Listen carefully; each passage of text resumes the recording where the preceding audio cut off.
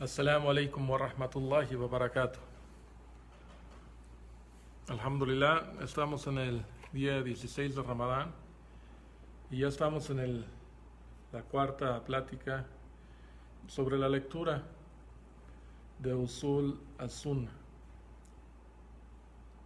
Usul al-Sunnah, alhamdulillah, es un libro que es un pequeño tratado que escribió el Imam Ahmed bin Hanbal,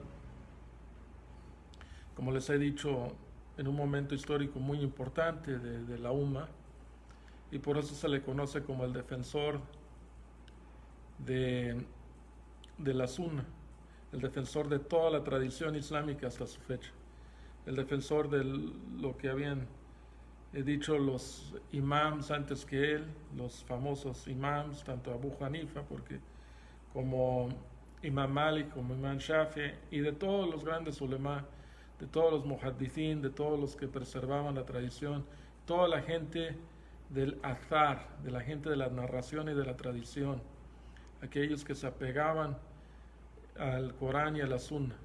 Imam Ahmed hizo la defensa contra el gobierno islámico que lidiaba el gobierno entero y había decidido el gobierno imponer una nueva ideología, una ideología llamada la ideología de los Mu'tazila. Y pues Imam Ahmed fue torturado subhanallah, pero logró con paciencia establecer eventualmente, después de su muerte, posthumos, se estableció, los abbasids reaccionaron, y como todo el Bagdad pues ya había adoptado, y muchos alrededor de la Umma habían adoptado la posición del Imam Ahmed, los abbasids la adoptaron también. El gobierno la adoptó como oficial ya después de Mutawakkil, y uno de los jalifas abbasids después de la persecución de Ma'mun, de Mu'tasim, inclusive de Wathiq. Bueno, quiero también enfatizar aquí que, el tratado del Imam Ahmed, este tratado en particular, es en defensa de la Sunna. Es un poco diferente a Aqidat al-Wasitiyya que hemos estudiado anteriormente, que Aqidat al-Wasitiyya es un poco más como Kitab al-Tawhid, está enfocado en Kitab al-Tawhid de Imam Bukhari. En el Sahih Bukhari tenemos Kitab al-Tawhid, el último capítulo, que tiene más de 180 hadith que hablan del Tawhid, más que nada comprender a Allah, los nombres de Allah y sus atributos. Aqidat al-Wasitiyya también tiene mucho enfoque en eso, con un poco, con mención de creencias básicas de los musulmanes. Usul al-Sunnah, como también del alumno de su alumno, el Imam Ahmed, el Imam Barbahari, y el Imam Barbahari también influyó sobre Ibn Taymiyyah, fue una cadena, y Ibn Taymiyyah sobre muchos más. Tanto el Imam Ahmed como Barbahari, hay otros tratados parecidos. Uno se llama Usul al-Sunnah, el otro se llama Sharh al-Sunnah. Yo creo que todo muslim debe de estudiarlos, y hay explicaciones de lo mismo, ¿no? De Usul al-Sunnah tenemos hay una explicación buena de Sheikh Jibra'in, hay una muy buena de Sheikh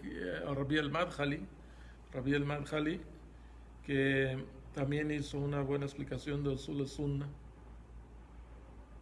que lo tengo aquí a la mano. Hoy en la mañana lo estuve repasando y viendo algunos puntos para ver qué dice el Sheikh Imam Rabi al-Madkhali. Y de Sharh al-Sunnah pues también Sheikh Fawzan. Explicaciones clásicas de estos textos no he encontrado, pero son mencionados. Y bueno, subhanallah, es importante que estudiemos estos textos para conocer nuestras posturas como musulmanes. Ir a lo clásico y pues sin duda nuestros antepasados, los sabios del Islam de siglos anteriores, de diferentes generaciones, destacaron unos que realmente eran enciclopedias andando, ¿no? O sea, tenían pues todo el Corán memorizado y todas las explicaciones por haber, o sea, sabían todas las narraciones que había respecto a cada verso, como el Imam Ahmed. Sabían todas las narraciones que se habían transmitido, tanto las débiles como las auténticas respecto al profeta sallallahu alaihi wasallam. Y muchos de los grandes ulemas, sí, sabían lo que habían, el ijtihad que habían hecho diferentes ulema, tanto del madhab Abu Hanifa como del madhab de Imam Malik, como el madhab de Imam Shafi, que fueron amigos, o sea, sabía las diferentes posturas que había. Había estudiado usul, o sea, la metodología para derivar leyes. Había estudiado esto también a fondo. Había estudiado la metodología de la gente del hadith, o sea, cómo clasificar, cómo entender, sabía todas las biografías de las gentes en las cadenas de transmisión, en todas estas narraciones que hay, son miles, pues hay cadenas de transmisión. Inclusive pues este mismo tratado tiene una cadena de transmisión, creo que se los comenté, es una cadena de transmisión, o sea, es algo muy islámico esto de que los narradores son conocidos y se estudian sus biografías y se sabe, o sea, la factibilidad y también la confiabilidad de los que narran las tradiciones islámicas. Entonces, alhamdulillah, sin duda el Imam Ahmed fue un gran sabio. Y pues estuvo en una época muy difícil, él fue el que aguantó y por eso lo llamamos Imam Ahlus Sunnah wal Jamaat. Y este es un libro de Sunnah, Usul Sunnah, los fundamentos de la Sunnah, pero creo que es importante también que comprendamos, y ya lo repetí y lo repito otra vez porque esto es importante que lo entendamos. La Sunnah en este sentido se puede ver de tres formas, o sea, puedes ver la Sunnah en el sentido de usul, ¿no? O sea, es decir, en el sentido de usul, o sea, en los fundamentos de nuestra religión, o sea, de dónde sacamos las leyes. Entonces, en el usul, cuando hablamos de la Sunnah, pues entendemos que es la segunda fuente más importante para deducir leyes, ¿no? Entonces, en el usul, pues la Sunnah juega el rol, o sea, la Sunnah en el sentido de como fuente, la Sunnah. También lo podemos ver de manera de fiqh, o sea, cuando también se usa el término es una Sunnah o es Sunnah, y se podría entender como mustahab o mandub, como algo que si lo haces recibes bendiciones, en fiqhan, ¿no? O sea, en términos de fiqh. También se puede ver como en términos de lo que usan los muhaddithin, la gente del hadith, o sea, donde se entiende la sunnah, que son sunnah qawliya, fi'liya, taqririya, o sea, la sunnah de lo que dijo el profeta sallallahu alaihi wasallam, la sunnah de lo que hizo el profeta sallallahu alaihi wasallam, la sunnah de lo que evidenció el profeta sallallahu alaihi wasallam.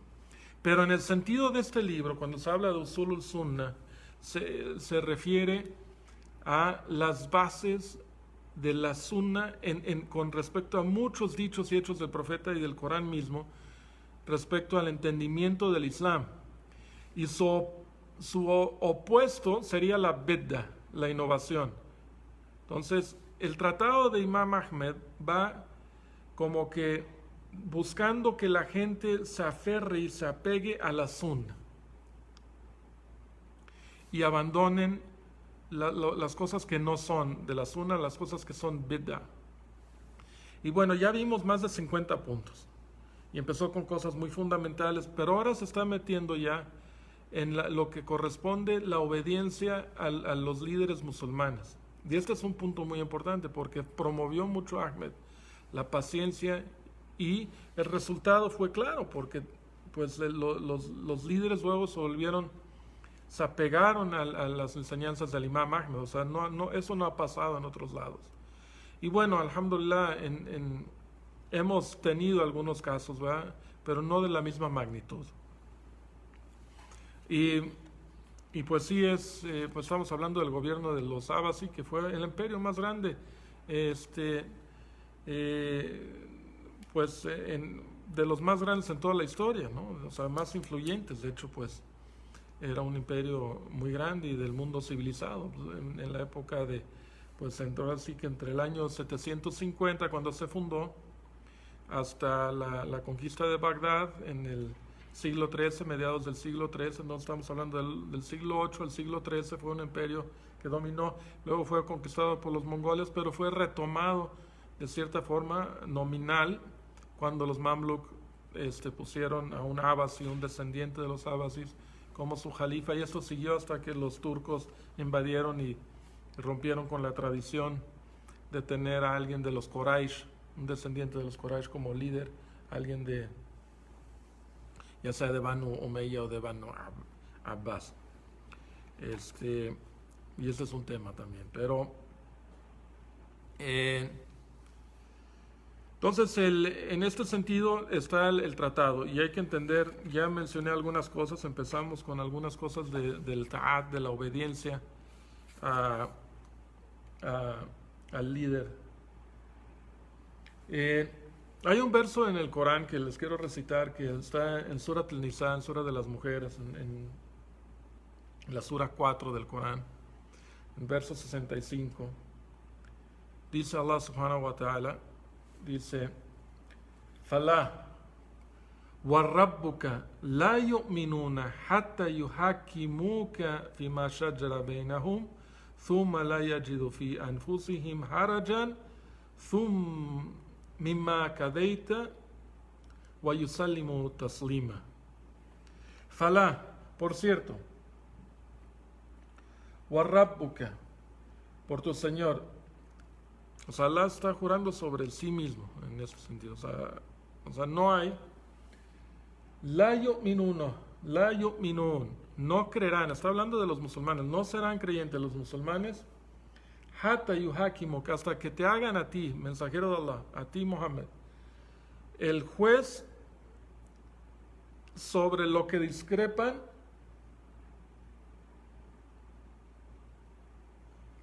en el din, sobre lo que discrepan en sus asuntos, y luego summa, o sea, y después de que tú des un juicio, no encuentran en sí mismos, o sea, no encuentran de sus nafs, y no encuentran, no se quejan, no encuentran quejas sobre lo que has legislado, mimma qadaita, sobre lo que has juzgado o dicho. Wayusalimu tasliman, y se someten con taslim, o sea, con Islam. Okay, este es un punto importante. O sea, Muhammad sallallahu alaihi wasallam juega, la autoridad de Muhammad sallallahu alaihi wasallam está muy establecido en el Corán. O sea, el Corán y la Sunna es una fuente primordial del Islam. Sin Sunna no hay Corán, y sin Corán no hay Sunna. O sea, los dos se complementan. O sea, no se puede entender el Corán sin la Sunna y viceversa. O sea, las dos son revelación.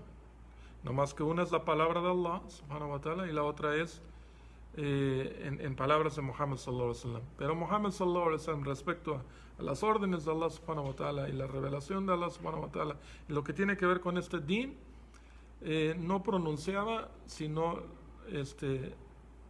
revelación. No pronunciaba de su propio ser cuando se trataba de Umuruddin, de asuntos de esta religión. Bueno, entonces quedamos en el punto 51. Estoy tratando, porque me cuesta un poco de trabajo traducirlo del inglés, porque meten muchos comentarios, o sea, meten la traducción, que en árabe son a veces un renglón, En inglés lo traducen como con 3 renglones. Entonces, voy a tratar de traducirlo en esto, algunas cosas directamente del árabe. Wasalatul Jumma Halfahu, está hablando del imam de los musulmanes, del líder de los musulmanes. Y el salat Halfahu wa halfa man uliya, y el salat detrás de él y detrás de quien él asigne, está hablando del líder de los musulmanes, es permitido, jaiz wa tamma, y es algo, y tamma rakatain, y es cuando, o sea, es la forma correcta de hacerlo. Man adaha fahuwa mubtadi, y quien lo repite es de los innovadores.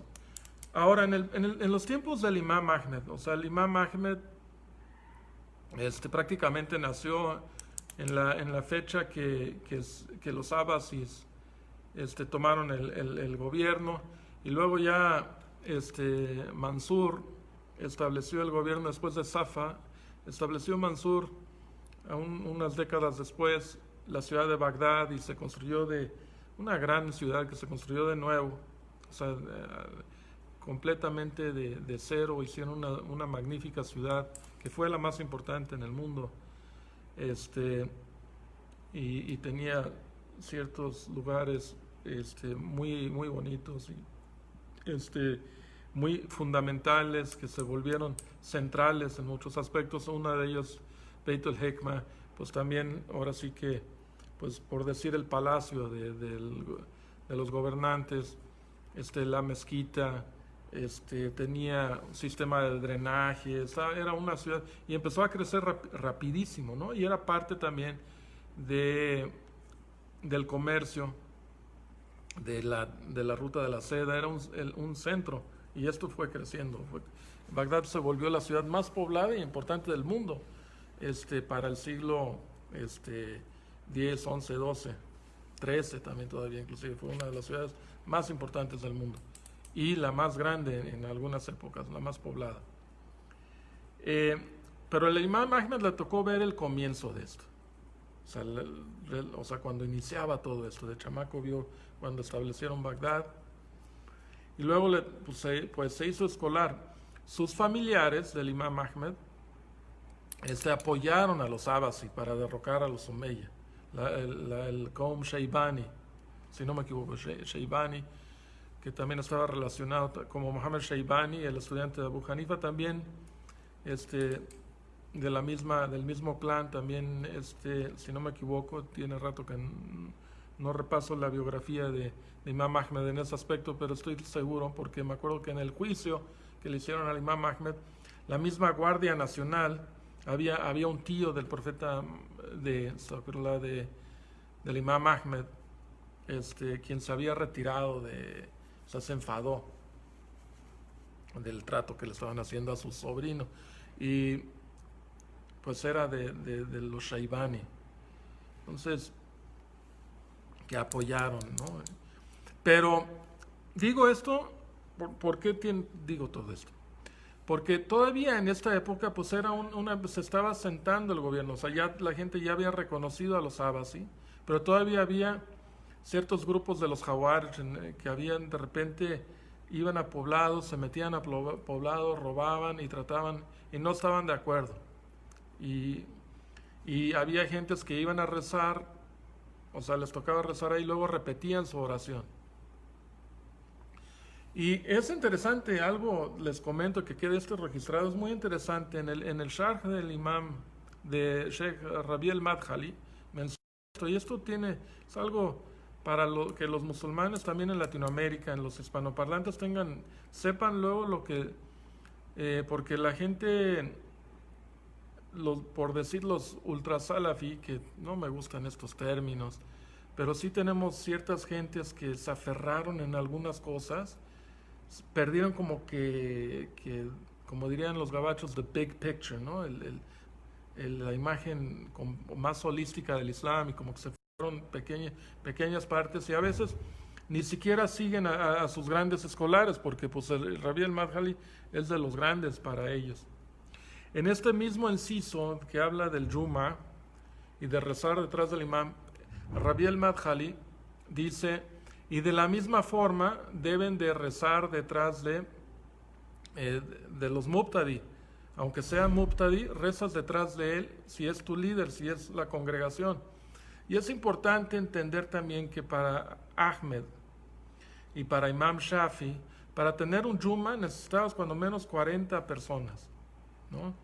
Y 40 personas de la localidad, ¿no? Este es otro tema también. O sea, tienes que establecer un QOM, tienes que tener un QOM, para establecer un Juma.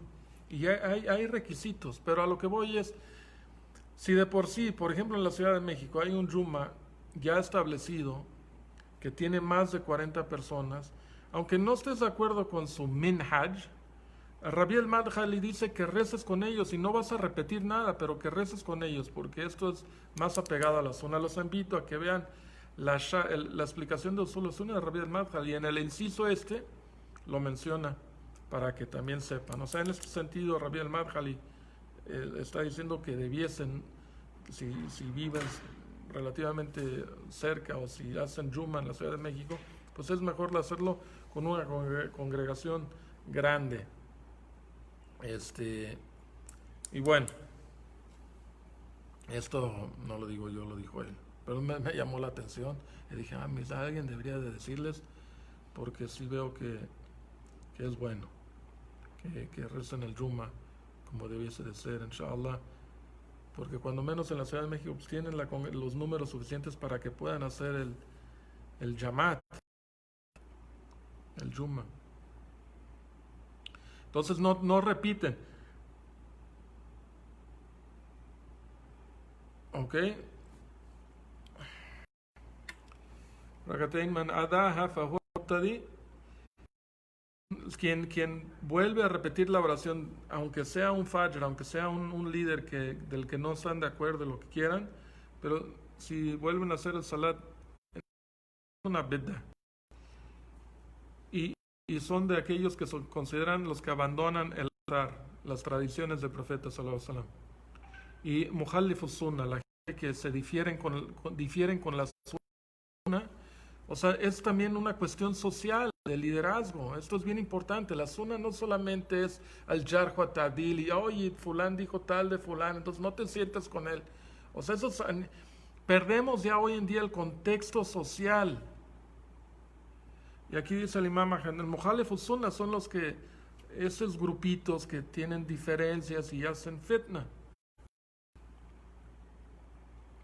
La min fadli jum'atihi shay.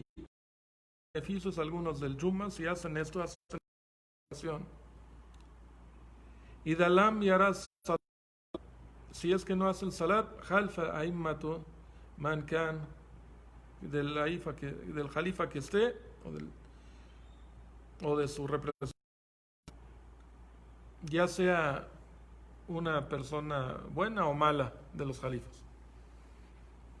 Claro, aquí está también hablando de los jalifas. Ese es punto 51. فسنت أن يصلي معهم ركعتين وأذاتها هو مبتدئ. Entonces las sunas que recen con ellos el rakatain del Juma,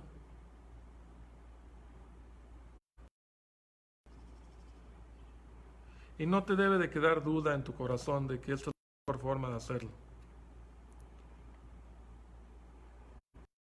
Luego dice, en el punto 53, dice, وَمَنْ خَرَجَ عَلَى إِمَامٍ مِنْ أَئِمَّةِ الْمُسْلِمِينَ, quien hace haraj, de ahí viene la palabra khawarij, quien hace haraj al imam entre los líderes de los musulmanes, فَقَدْ كَانَ النَّاسُ اجْتَمَعُوا عَلَيْهِ. O sea, el líder sobre el cual estuvieron de acuerdo los musulmanes,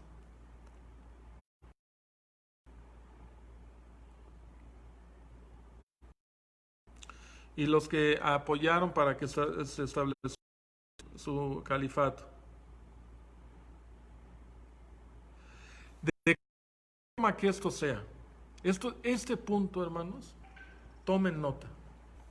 porque también es importante que entendamos cómo se hace uno jalifa en el Islam.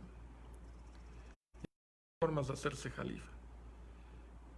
Pero aquí Imam Ahmed menciona 2 puntos que es importante que entendamos. No importa cómo se haya hecho jalifa, de cualquier método que se haga jalifa, de cualquier forma, cualquier método que se haga jalifa. Uno, ya sea por radda, o sea, porque la gente lo quiso, o bigalaba, o sea, o por conquista, o que se hayan impuesto, como en el caso de los Abasi.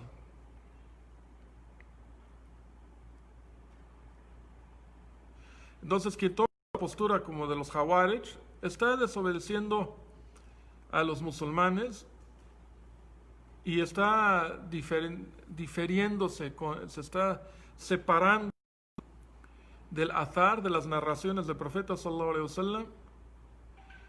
Fa'in mata hariju alayhi mata meitatul jahiliya. Y si muere en esta condición de harij, o sea, sin tener un líder, esta es la cuestión fundamental de los Jawarij, ¿no? Que estaban como en rebeldía, que no tenían un líder, que no tenían un jalifa. Esto es la característica realmente de un harij. Entonces hay que tener cuidado cuando empecemos a hacer semejanzas. ¿Ok? Ahorita realmente, pues todos nosotros estamos sin un liderazgo, sin un jalifa, ¿no? Entonces, pero hay que ir asimilando estas cosas. Estas son cosas de la sunna.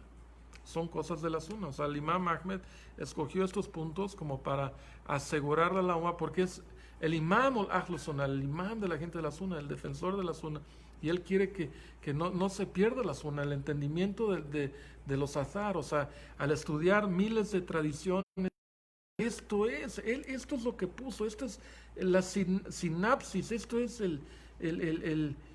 estos son los fundamentos, por eso se llama Usul Sunna. El libro, los fundamentos de la Sunna. Subhanallah. Hasta yo hice reflexión con mis propias palabras.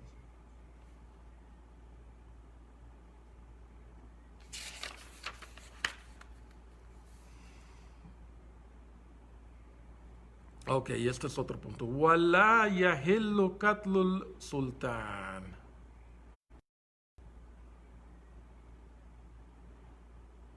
ولا الخروج عليه لأحد من الناس.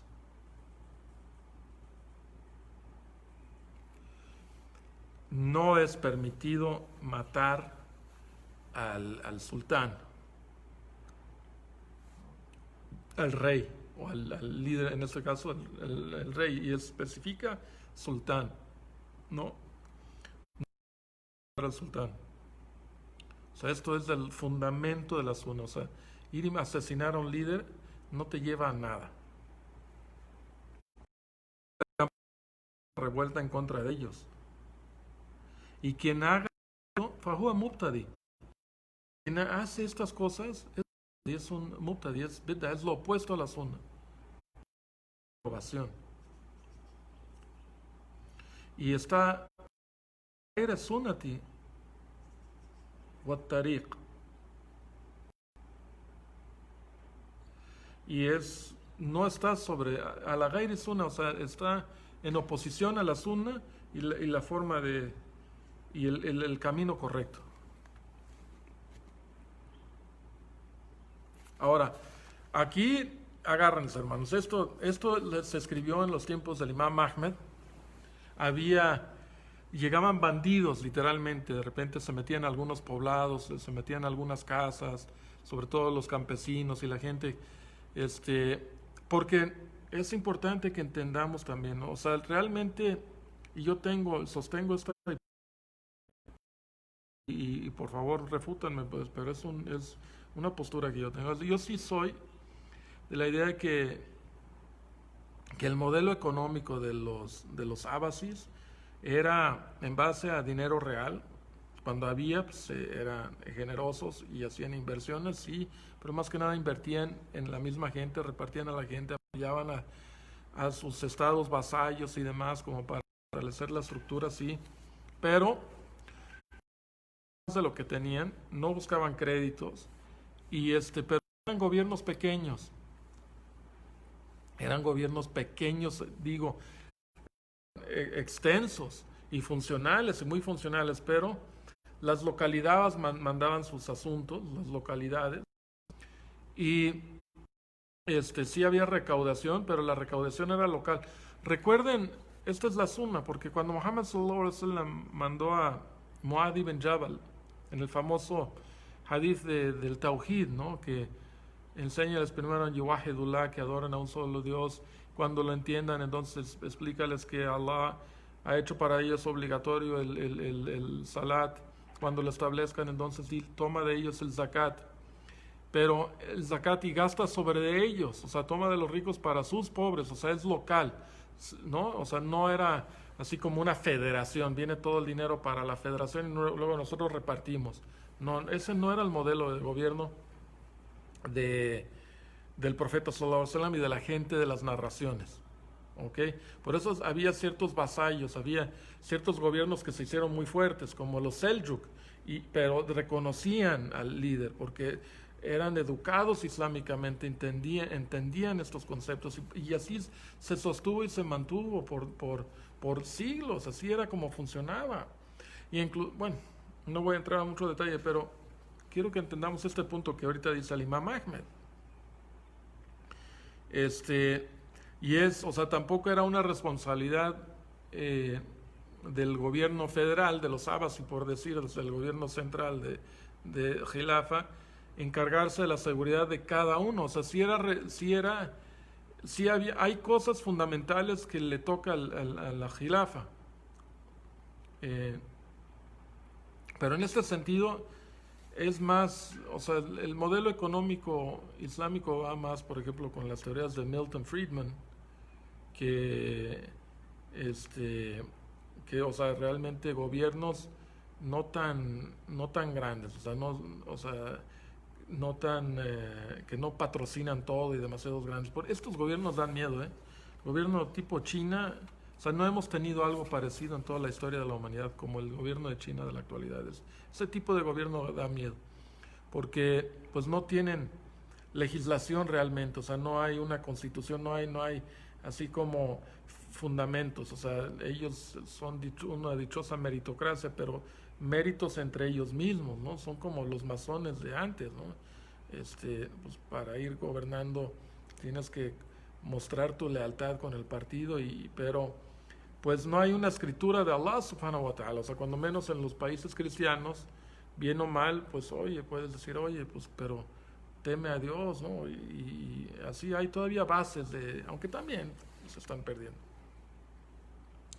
Pero hay que entender una cosa, y esto, Imam Ahmed dice esto, escuchen, 55. Pelear en contra, o sea, pelear, no matar, pelear contra los ladrones y los Khawarij es permitido. O sea, cuando ellos te atacan o se meten a tu propiedad y afectan tus bienes, entonces es permitido pelear contra ellos, protegiendo su ser y su propiedad, para repelar a los ladrones y a los revoltosos.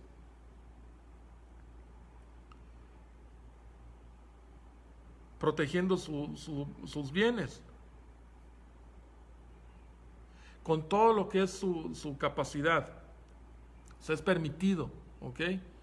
De manera individual, ¿ok? Esto es de la sunna. ¿Okay? Hay far que sustentan esto. Pero no es permitido, punto 56, no es permitido para que cuando ellos abandonan, o sea, él se pelea, ¿no? Y sabemos del hadith, o sea, si alguien se mete a tu casa y pelea, o sea, tú peleas para sacarlo, repelarlo. Si tú mueres mártir, ¿no? Y bueno, no sé si más adelante mencionas, pero, o sea, si por ejemplo lo golpeas, no lo terminas, no lo matas, O sea, y luego se lo llevas a las autoridades. Esto es la sunna, ¿no? Imam Ahmed aquí dice, 56, no es permitido para él, para el musulmán, cuando ellos salgan, o sea, si logras que salgan o abandonan su intención de robar y hacer daño a tu casa, que los persigas. O sea, si ya salieron, te dejaron en paz tus cosas, no los persigas, eso ya no es asunto tuyo. Ni debe de seguir su rastro, porque no es permitido para nadie, salvo para el imam, el líder de los musulmanes, o aquellos asignados en poder para hacerlo. O sea, eso le corresponde a los líderes y a la gente asignada por los líderes para perseguir ese delito. ¿Ok? Este es un punto importante, hermanos. El usul sunnah. Punto 57. A él le corresponde defenderse a sí mismo y a su lugar y su casa, y debe de tener la intención a él, al luchar contra esto, que no debe de matar a nadie. Y si lo mata mientras está defendiéndose, y Alá lo protegerá si lo llega a matar. Y si él lo matan, pues muere como mártir. Y esto está en base a los hadith, ¿no? Punto 58. Y de todas las narraciones con respecto a esto, que se establece que debemos de pelear contra ellos, pero no matarlos, ni perseguirlos, ni terminarlo, ¿no? O sea, ya salen y vas y no, ahora sí te voy a matar y no.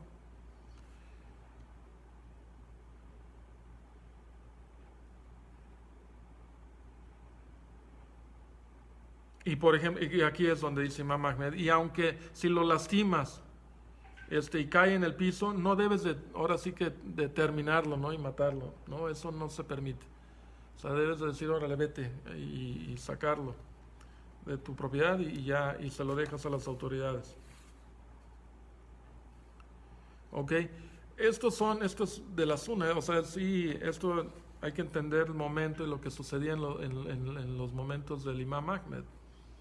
Pero, pues esta es una postura de islámica, hermanos. ¿Ok? 60. Nosotros no damos testimonio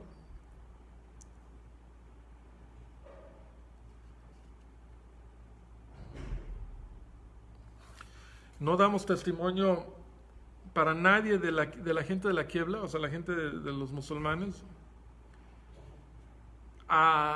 en relación a una de sus acciones, que él es de la gente del paraíso o de la gente del infierno.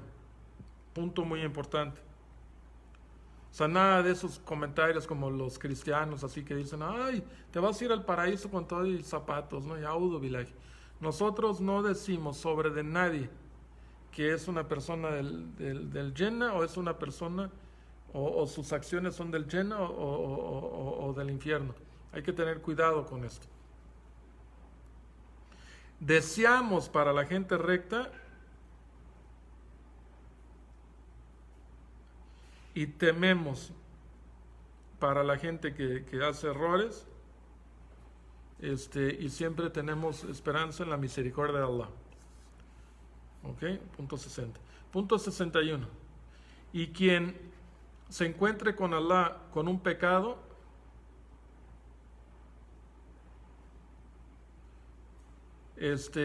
quien se encuentre con Allah con un pecado que es un pecado donde hay amenaza de fuego, de castigo en el más allá, pudiese haber sido él uno de los que se arrepiente y de los que nunca regresa a ello, y tú no sabes si Alá aceptó su arrepentimiento o no. Alá acepta el arrepentimiento de sus siervos y perdona sus malas acciones. Esto es también un fundamento de la sunna. ¿Ok? Y punto 62, y por ejemplo, aquella persona que haya recibido uno del had, de las penas, la ley penal en el Islam, el que le hayan, por ejemplo, cortado la mano o establecido alguna pena islámica, debe de entender que esa misma pena es parte de su expiación,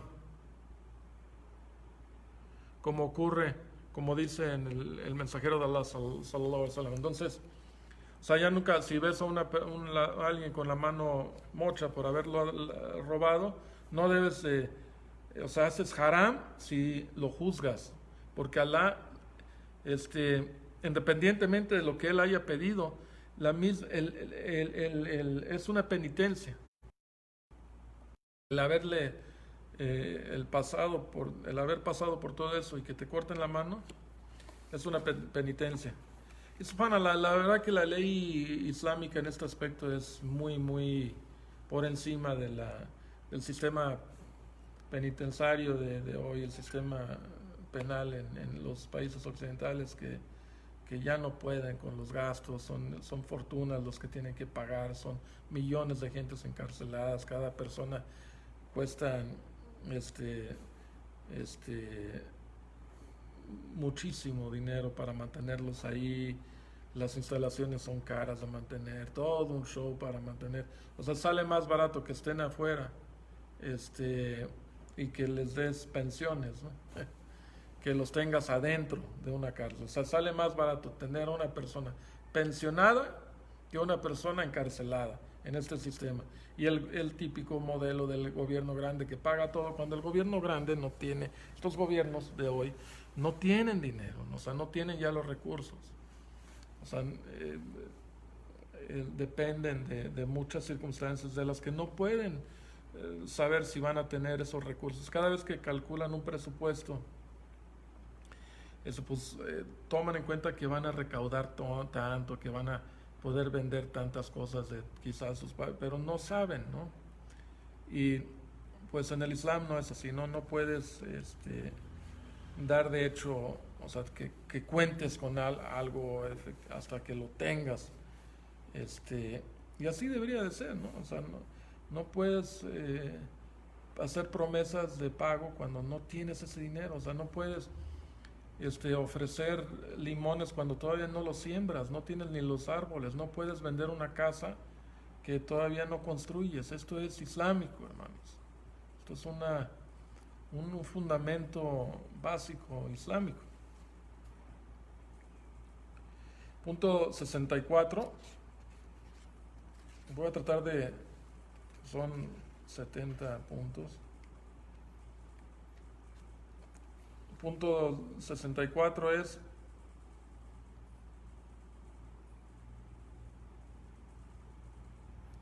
y quien se encuentre con Allah como un kafir, Allah lo castigará y no lo perdonará. O sea, es más importante encontrarse con Allah como creyente.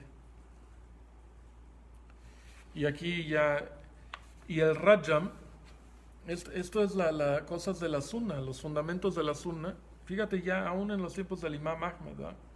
O sea, nosotros o sea, esto es hasta la fecha, o sea, la ley corporal, penal, la ley islámica, sí mueve, pero tiene muchísimos beneficios. A veces dices, ay, no, pero tiene muchísimos beneficios. O sea, ¿qué es mejor? Que te metan 5 o 6 años en la cárcel y que le cuestes al mundo entero para que te mantengan ahí, o que te mochen la mano. Pues es que el que te corten la mano también es educativo para los demás, porque reflexionan y es inmediato y rápido, tan. O sea, en menos de 3 días tú ya estás en las calles otra vez, pero ya con la mano mocha. Allahu Akbar. Y no le estás costando a nadie, ¿no? Es que hoy en día los sujetos del gobierno no se dan cuenta.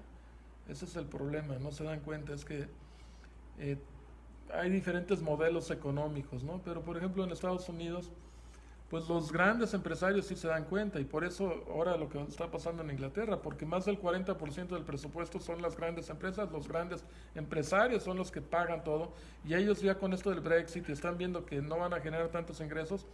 Si se salen, pues de la noche a la mañana pierden más del 50% de las entradas, el gobierno pierde un montón. Y luego empiezan serios problemas porque empiezan a tener, les dan malas calificaciones las agencias del crédito porque siempre se reponen con el crédito, aunque sea préstamos internos. O sea, ellos mismos imprimen billetes y se aseguran los créditos. Es un sistema medio engañoso. Pero el punto es de que con estos grandes gobiernos, de la gente, se vuelve la gente dependiente de ellos y se pierde esta relación como que real entre gobierno y sujeto, ¿no? O sea, como que no los ves, o sea, no es el modelo ideal y yo sí creo, como musulmán, que el modelo ideal es el modelo islámico. Hay que cuando menos entenderlo, irlo asimilando poco a poco.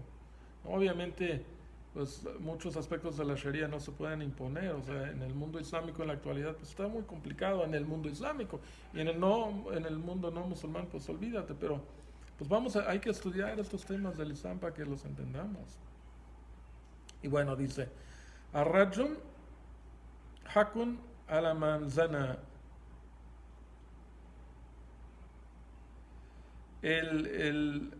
La lapidación es lo que le corresponde a la persona que está casada y comete adulterio, ya sea por admisión o por evidencia contra él. En los tiempos del profeta sallallahu alaihi wasallam, los 2 o 3 casos que hubo fue por admisión.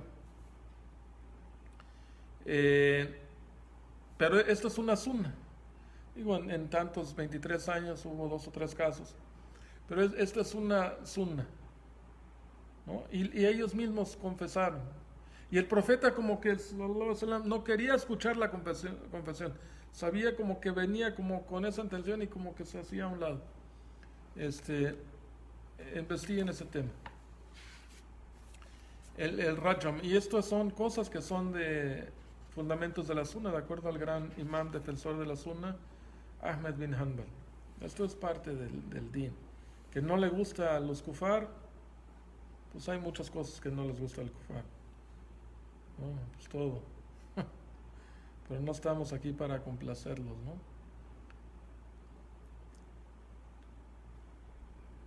El profeta sallallahu alaihi wasallam hizo, punto 67, el profeta sallallahu alaihi wasallam hizo lapidación y los califas bien guiados también. ¿Ok? Punto 67. Y quien ofende o humilla la imagen de alguno de los compañeros del profeta sallallahu alaihi wasallam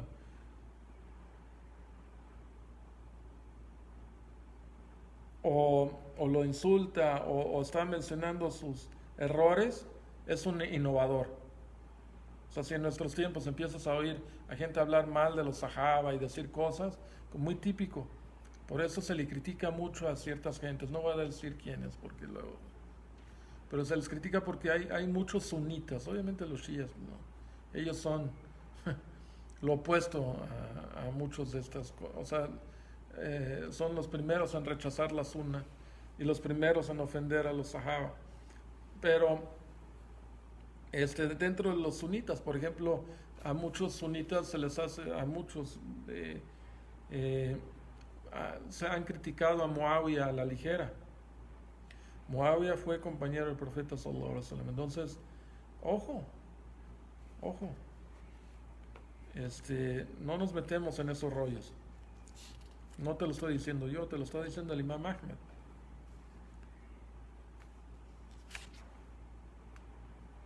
...68... y se mantiene como un mubtadi, se le considera como un mubtadi, se trata como un mubtadi, un innovador, hasta que pide perdón hacia Allah. ¿no? Y si quiere removerse de estos pecados, tiene que pedir perdón a Allah subhanahu wa ta'ala. 69. Y la hipocresía. Esa incredulidad que una persona sea kafir en su corazón, pero manifiesta el Islam abiertamente. O sea, esto como en los tiempos del profeta sallallahu alaihi wasallam, ¿no? Hubo algunos grupos de gentes que Muhammad sallallahu alaihi wasallam sabía quiénes eran, pero pues por política no los podía, porque hicieron daño a la comunidad, aún por ejemplo después de la fitna que le hicieron, del que le hicieron a Aisha, pero no podían matarlos porque pues qué dirían, ¿no? Los kufar, y porque que los mismos musulmanes están matando entre ellos. Entonces tuvo paciencia y se hizo, ahora sí que fue paciente.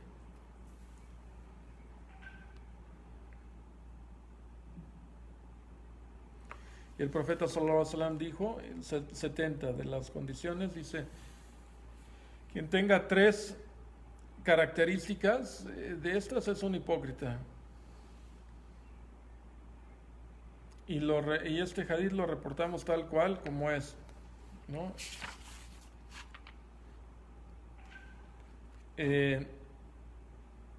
Y no menciona las 3 características del imán Ahmed, o sea, debiésemos de saberlo, pero aquí hay un pie de página de la autenticidad del hadith.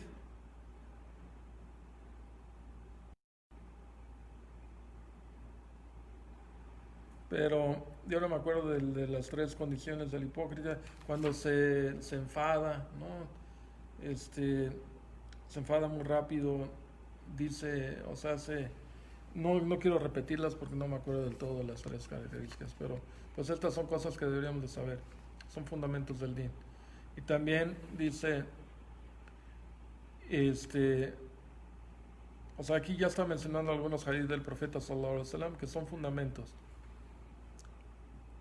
Dice Muhammad sallallahu alaihi wasallam, no se vuelvan como los incrédulos después de mí, matándose entre sí. Y otro dice, cuando 2 musulmanes se pelean, se juntan, tanto el que mata como el que mató, o sea, el matado y el que mata, los 2 se van al infierno. Otro hadith que dice, insultar a un musulmán es maldad, pero pelear con él es kufr. También otro hadith dice, quien le dice a su hermano, oh kafir, esto regresará a uno mismo, dice el profeta, se te regresará. Si es kafir a un muslim, se te a ti.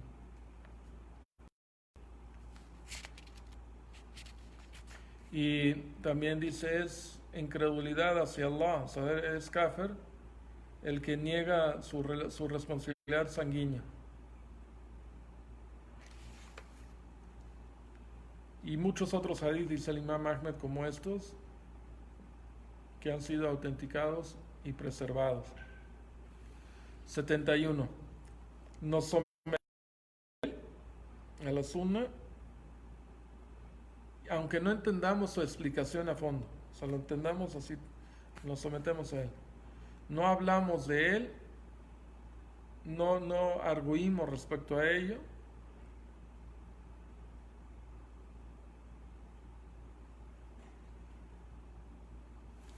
Y no tratamos de explicar esto más allá más que con otros hadith que hablan del mismo tema. No rechazamos las narraciones,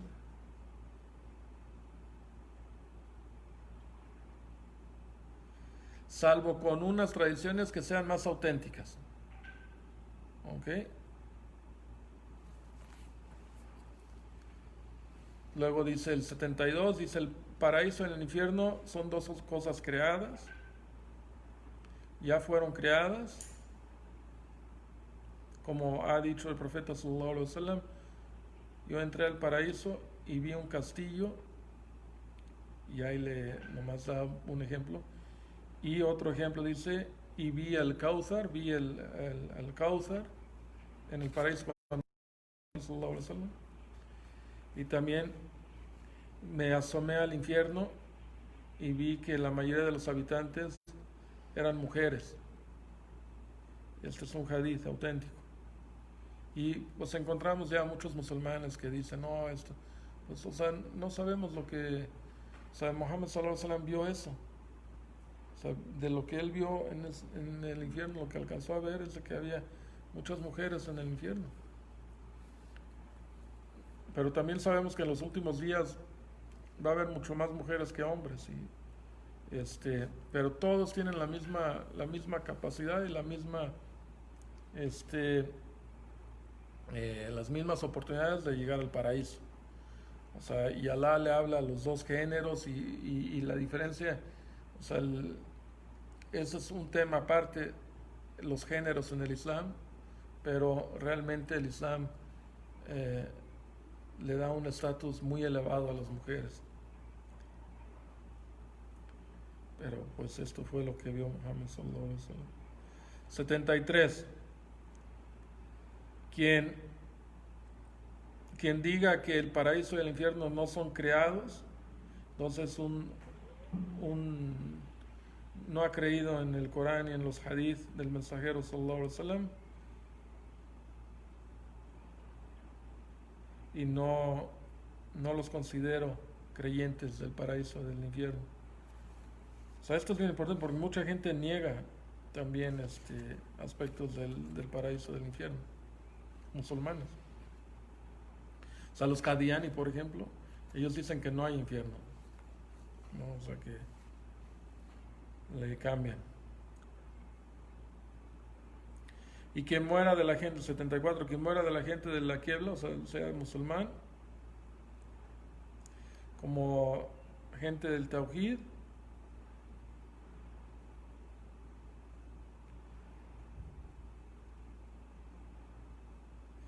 quien muera, tenemos la obligación de que se entierre como musulmán, sin preguntar el cómo era.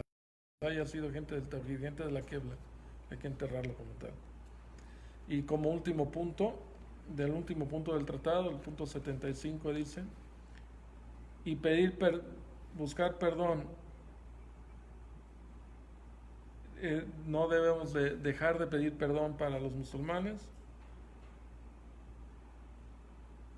y no abandonamos la oración fúnebre a ellos por más pecados que haya cometido, sean grandes o pequeños. Su asunto debe de estar con Allah. Y así termina el tratado del Imam Ahmed. Inshallah, este es un tratado, alhamdulillah, lo leímos, creo, 4 clases, alhamdulillah, eso es en términos generales.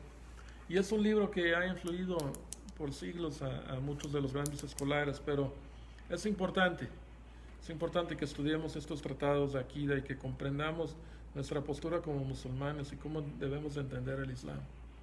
Esto es bien importante. Wa subhanaka Allahumma wa bihamdika wa ashhadu an la ilaha illallah wa ashhadu an la ilaha illa anta wa astaghfiruka wa atubu ilayk. Wassalamu alaikum wa rahmatullah.